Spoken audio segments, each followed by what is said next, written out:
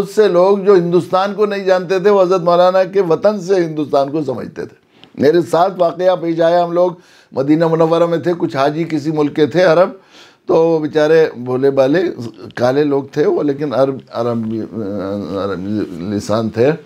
تو بات ہونے لگی کہاں سے آئے ہو, علماء ہو؟ کہ انہوں نے کہا نہیں ہم لوگ علماء خادم ہیں. کہا کہ اچھا کہاں سے آئے ہو؟ کہ ہندوستان سے. کہ ہندوستان کے کسی بڑے عالم کا نام بتائیے. کیا تھا شیخ ابو الحسن علی کو نہیں جانتے؟ کہ کہا ماشاء اللہ شیخ ابو الحسن علی کے وطن کے آدمی ہے. سبحان اللہ.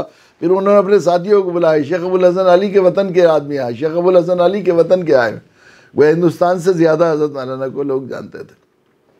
خود ہندوستان میں بھی ہمارے یہاں مسلمانوں میں ہی نہیں غیر مسلموں میں, یہ تو آپ نے بہت سے لوگوں نے جانتے ہیں کہ ہندوستان کے وزیر اعظم آجانی وزیر اعظم وی پی سنگھ جب انتقال سے کچھ دن پہلے ایک جو ہے کسی پریس جو ہے اس میں ان سے کانفرنس ہوئی, اس میں ان سے پوچھا گیا کہ آپ کی کوئی حسرت آخری ہے؟ کہ میں علیمیہ کے خوابوں کا ایک ہندوستان دیکھ کر مرنا چاہتا ہوں. اٹل بہاری واجپئی پرائم منسٹر تھے ہندوستان کے, اور وہ حضرت مولانا کی عیادت میں کے لیے گئے آخری وقت میں.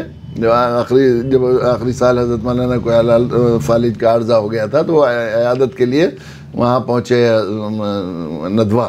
تو واپس آئے تو شہر میں انہوں نے پریس کانفرنس کی, اور اس پریس کانفرنس میں یہ بات کہی کہ مجھے فخر ہے, گورو ہے کہ میں مولانا علی میاں جی سے چوتھی بار ملا ہوں. ہندوستان کا پرائم منسٹر یہ کہہ رہا ہے کہ مجھے فخر ہے اس بات پر. یہ مقبولیت محبوبیت ظاہر ہے. تو اس مقبولیت محبوبیت اللہ کی طرف سے ہوتی ہے.